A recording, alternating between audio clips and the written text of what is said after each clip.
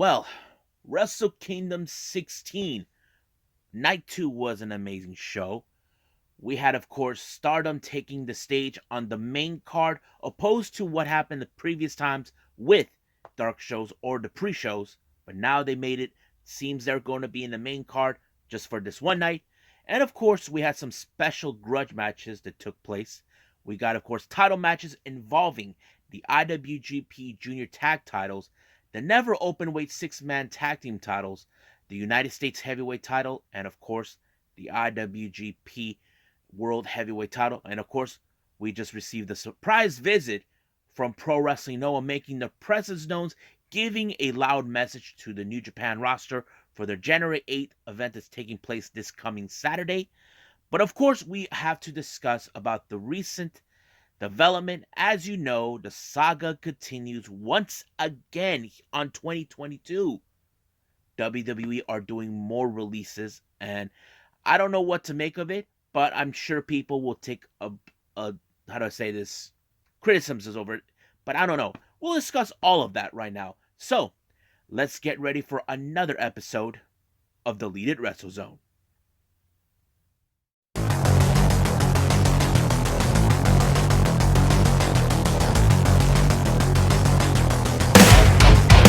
Are you ready? Get up, get up! Get up, get up! Get up, get up! Get up, get up!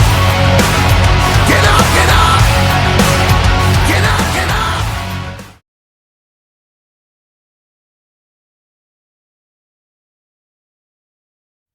Welcome everybody to the Lead It Wrestle Zone, all things that it's pro wrestling with AEW, NXT, New Japan Pro Wrestling, Impact Wrestling, the National Wrestling Alliance, various promotions, wrestlers, matches, and championships. I am your host, J-Rod here. So, as you know, night 2 of New Japan Pro Wrestling's Wrestle Kingdom 16 was amazing. We had 3 pre-show matches, as you know. The first one is the Bullet Club, consistent of Geto, Yado, and the Rogue General Balak Fale, taking on Yuji Nagata, GHB, Hamna, and Makabe. In this particular match, you see Yuji Nagata, Makabe, and Hamna won this match. I thought it was a pretty interesting match, even though it was a pre-show. I think I pretty liked it, so it was okay. Second match, we have Master Wato teaming with, of course, Satoshi Kojima and Tenzan, taking on Suzuki-gun members, consistent of both Taka Michinoku, Yoshinobu Kanemaru, and Desperado. However, this match was a very interesting match. It turns out that Master Wato won the match by submitting Desperado. Now, what does this mean in a word? Well, it means that Wato has his sights set on the IWGP Junior Heavyweight Championship that Desperado currently holds. Now, Wato hasn't held a title since his 2 years since his return from his excursion, and I hope this will take into priority that we definitely need to see. Now, our next match we have is Suzuki-gun again, but this time we have Doiki, Zack Sabre Jr., and Taichi taking on LIJs, Bushi, Hiromu Takahashi, and Shingo. Now, keep in mind, both Taichi and Zack Sabre Jr. are still at the loss of the IWGP tag titles against Chaos, and of course, Hiromu and Shingo lost their matches. As you know, Hiromu lost to Desperado, and of course, we have Shingo who lost the belt to Okada. But the match was pretty well good, and it was Shingo who picked up the victory on this particular match. Now, let's start with the main card. We have the IWGP Junior Heavyweight Tag Team titles in a 3-way match. We have the Mega Coaches, Rocky Romero and Ryusuke Taguchi, taking on the Bullet Club's cutest tag team, El Phantasmo and Taiji Shimori, taking on the champions, Flying Tigers, consistent of Tiger Mask and, of course, Rob Eagles. Now, this particular match, everybody had to watch out for El Phantasmo due to the fact of the sudden death kick. As you know, for a long time, since El Phantasmo came back, he claims that he has superpowered his kick by kicking trees in the Canadian wilderness. So, but as you know, Mega Coaches tried to prove that there was something in the shoe. Now, everything was going great until accidentally Phantasmo took out with the sudden death Taiji Shimori. But as soon as Ryusuke Kaduchi was about to make a pin, Robbie realized this was their chance. The Tai Chi is now taken out. It's time to unshoe El Phantasmo, and that's what they did. Tiger Mask, Rocky, and Taguchi all hold down El Phantasmo, and of course, Robbie looked underneath, and what he did find? A metal plate. Apparently, Phantasmo did had something loaded in the shoe. This is what other wrestlers have talked about ever since Phantasmo came back last year, and now it appears that he put himself in very hot water. However, what does this mean in this match? Well, the referee came up with the solution. He decided to disqualify both El Phantasmo and Taiji Shimori for what they saw, but decided to let the match continue in the 2-on-2 scenario, which it did happen. But however, it was Robbie Eagles that picked up the victory when he put Rocky Romero in the Ron Miller special and he tapped out. So I thought it was a pretty good match, but right now, I wish I could see the Mega Coaches win because they want to be the 69th tag team champions to win. That could happen because he's obsessed with that number. Next up, we got the Stardom match. As you know, we have Saya Kamitani teaming up with Tam Nakano. This was a very interesting pairing. Now, if you guys know the history, I mentioned this on when I reviewed Stardom. Saya Kamitani was one time a protege of Tam Nakano until she joined Queen's Quest. But recently, Saya Kamitani defeated Tam Nakano for the Wonder of Stardom Championship, or as we call it, the White Belt. And now they're teaming up, and their opponents is the very unusual team. We have Starlight Kid, who is in fact with Oda Tai, teaming with Mayu Itani. One time they were known as the MK Sisters until Starlight Kid was snatched away during an elimination match, and now she's finding success better with Oda Tai than she ever did with Stars. But the match was pretty good. Some people say that this was a very interesting move from New Japan. You see, in previous times we have seen Stardom be in on Tokyo Dome, and they were part of the either the dark matches or pre-shows. We have seen them be part of the Wrestle Grand Slam in Yokohama once before, and I thought it was pretty interesting. But of course, it was a good match. But it was Saya Kamitani who picked up the victory for her team when she did the infamous Phoenix Splash, which is a move that is familiarized by many fans. If you guys pay attention, Saya Kamitani, in fact, idolized Kota Ibushi. I would like to see Kota Ibushi and Saya Kamitani team up, if you guys know what I mean. But it was great. Even the post-match comments, Saya Kamitani said something that I think it could happen one day. She said that one day she would like Stardom to do a Tokyo Dome show, and I'm up for it. I mean, I think because many fans who are New Japan fans, who never seen a Stardom show, they definitely should watch it, and I think it's gonna be a good one for them. So I love the match; it was great to watch. Next up, we have the KOPW match. As you know, every year we start with new champions, and this time it was Shima versus Chase Owens versus Minoru Suzuki versus Toru Yano. Now, keep in mind, the only common thread in this particular match, it was Toru Yano. He's already won this particular trophy twice. So, but however, Chase Owens is the second person that ever won that title before. But now, this is going to be interesting. But however, who was going to win? I don't know. It was very chaotic. But the way I see it, it was in fact, what's his name? Minoru Suzuki, who picked up the victory when he put Shima in a Gotch-style power driver, and of course, winning the match. So the real question is, does anybody know what this means now with Minoru Suzuki being the having that? I don't know, but it's going to be interesting. So it's going to be very fun to see what he's going to do as the KOPW champion. I don't know. Now, our next match is for the never openweight six-man tag team match. We have Chaos members consistent of Yo, Yoshihashi, and Hiroki Goto, the newly crowned tag team champions, taking on the House of Torture, Sho, Yujiro, and of course Evil. Now, keep in mind, Evil has been on a roll recently. Now he's the never double champion, and basically, as you know, this has become a 4-on-3 scenario because we know Dick Togo, he's somewhere right there watching, getting their backs to ensure. But however, the match ended with House of Torture, all thanks to the low blow they gave to Yo in order to win. Sho will stop at nothing to have Yo to leave New Japan forever, but it's not going to happen. While they were trying to give him the beatdown, Tomohiro Ishii came to save them. But I wouldn't be surprised if we see a 4-on-4 match. Next up, this was the surprise moment where we saw Pro Wrestling Noah, all of the rosters show up, well, few of them, decided to make their presence known. As you know, there will be in a match this coming Saturday on January 8th, which I'm excited to see.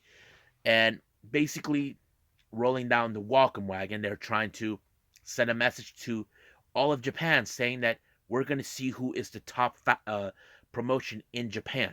And this is something that's going to be interesting. However, LIJ's Shingo Takagi, Bushi, and Hiromu come out to be the welcome wagon. Decided to, give them a little piece of their minds and all that. But however, we will see what's going to take place. I can't wait to see what's going to take place when this match happens. This is going to take place in Yokohama. I'm very excited. Now, our next match is the special grudge match. We have the Great Okan taking on Sanada. Now, keep in mind, these two guys have been at each other's throats for quite some time. I thought it was a good match. There was a moment where I didn't think Khan had the guts to do what Sanada does. So basically, Khan's strategy is to play the pretty boy look tactic. So basically, he thinks that he can play Sanada's game. But keep in mind, to me, I feel like he's telling, I can do better than you. There's only one Sanada. That's the way I see it. But it was a very good match until Great Okan lost when apparently Sanada put that infamous move on him, landing on his back and put him down, and it was over. And there was a big disappointing loss for Great Okan. So this means this is the first loss in the name of the United Empire. Now the next match is Jeff Cobb versus Naito. As you know, these two guys hate each other. Naito, he's trying to tell him tranquilo, but no, Jeff Cobb doesn't play that game. He doesn't want it tranquilo. He just wants to smash anybody. So he was doing a pretty good job. So you could imagine, how do you stop a force like Cobb? Well, you don't. You have to find a way how to cut down the tree. And that's something that I think Chris was right. Cut down the tree. And that's what he did. But there were many attempts that he tried to pull Destino, but it didn't work. But finally, Naito was able to pull it off and pull Destino and pinning him for the 1-2-3. I thought it was a good match as well. Now, our next match is for the IWGP United States Heavyweight Championship in a no disqualification match between Hiroshi Tanahashi and Kenta. This match was brutal to the bone. Now, you could say Tanahashi has never been in these type of matches. You're right, but this was something that he gladly accepted because Kenta, he does not want to challenge Tanahashi. He wants a Pacific wrestler while he's being United States champion. It wouldn't surprise me if the guy that he wants is Moxley. But fortunately, Kenta was bleeding out in his nose, and Tanahashi put him through a table, and he pinned him 1-2-3 and regained the IWGP United States Championship. Now, our main event is the IWGP World Heavyweight Championship. Will Ospreay versus Kazuchika Okada. Oh, man, this match was like part 2 in every way. As you know, Will Ospreay tried to, rectify the loss that he had last year with Okada when he lost. Trying to say that he's going to fix the mistake that was wrong. So basically that's what took place. But however, it was Okada that pulled up the win when he pulled a Stormbreaker and the Rainmaker onto him in order to retain the title and become the true IWGP World Heavyweight Champion. But as soon as he was doing his little promo at the post-match, His old rival, someone who has been at war with them many times, Tetsuya Naito decided to volunteer to become his opponent. That to me, that kind of tells us that now Naito is interested. So at first he wasn't interested in the belt, but looks like something changed his mind. I don't know. But what did I thought about the show? I had to say it's pretty good. I like the matches, like the first one with the junior heavyweight tag team titles, the Stardom matches, including the grudge matches. The idea, I wasn't too fond with the idea with never open weight that much, but that's how it was. But if I have to rate this, I give this perhaps an 8.5 in my opinion on this one. So, but don't forget, we do got night 3 coming up soon this coming Saturday. But I believe it's time to talk about what is taking place with WWE with brand new releases.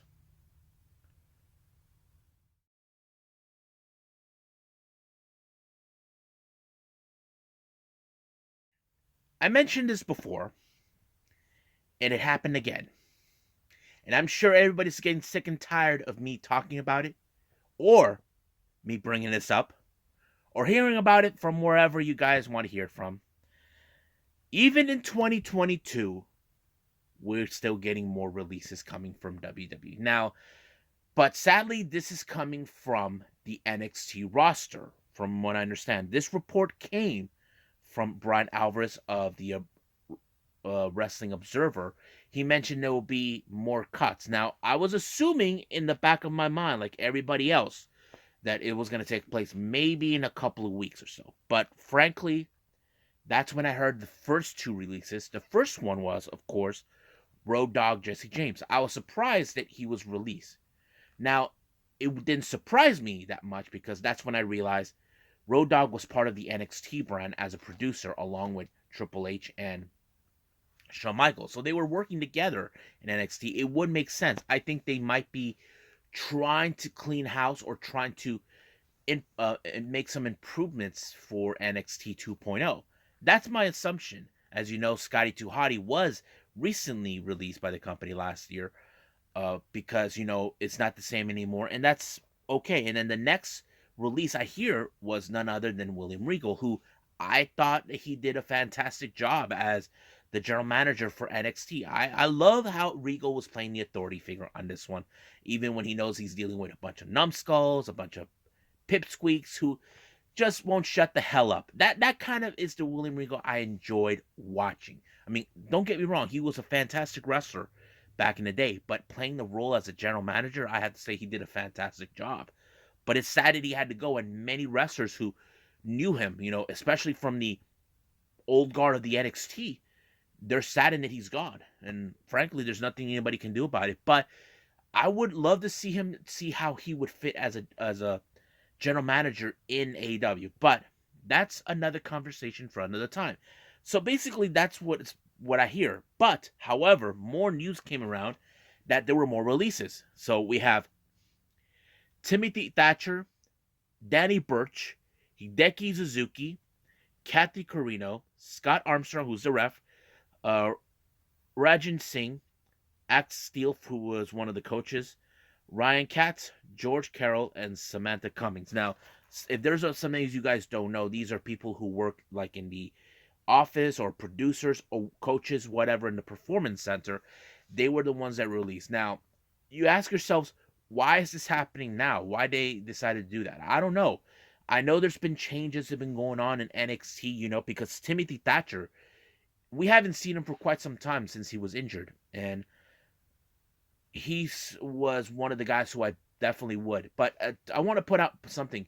Now that he's no longer with NXT, I feel we could definitely see him make appearances in Terminus. I mean, he's a perfect candidate to wrestle down there. If Jonathan Gresham, if you hear me, please, the next time you do another tournament show, have Timothy Thatcher. I would love to see him there.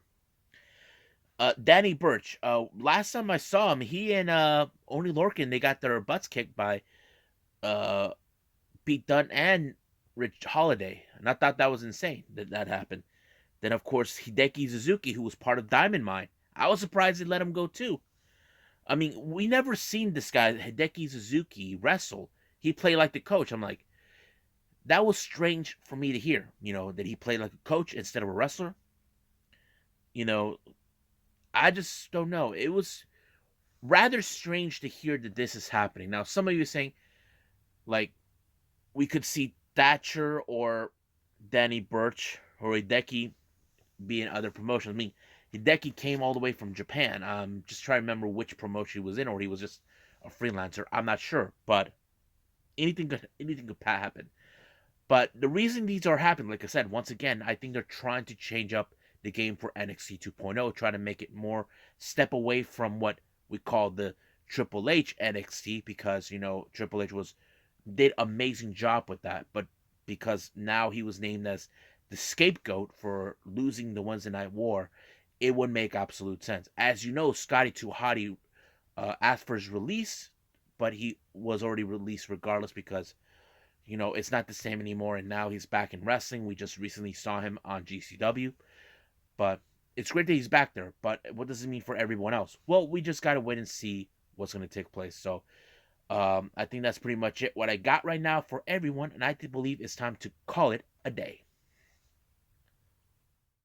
Well, I hope you guys enjoyed this episode, me reviewing what took place in New Japan's Wrestle Kingdom 16 Night 2. And of course, we cannot forget the saga of more WWE releases, which is we presumed that it was done, but now apparently it's going to still continue no matter what.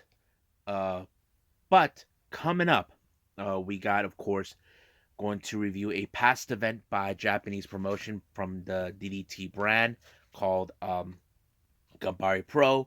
Of course, for the Yoshi Pro Wrestling Hikaru No Rock. This took place on the 7th of November. But also, we cannot forget AEW Dynamite, where we have who will be the first ever TBS champion. And, of course, will the will the Lucha Brothers remain as the AEW Tag Team Champions, or will it be the Jurassic Express? And we cannot forget part 2 of the the World Championship between Bryan Danielson and Hangman Adam Page. So, I'll see you guys in the next DWZ time. Same DWZ channel. I must bid all of you adieu. So, goodbye. Mwah. And have a nice day. Bang.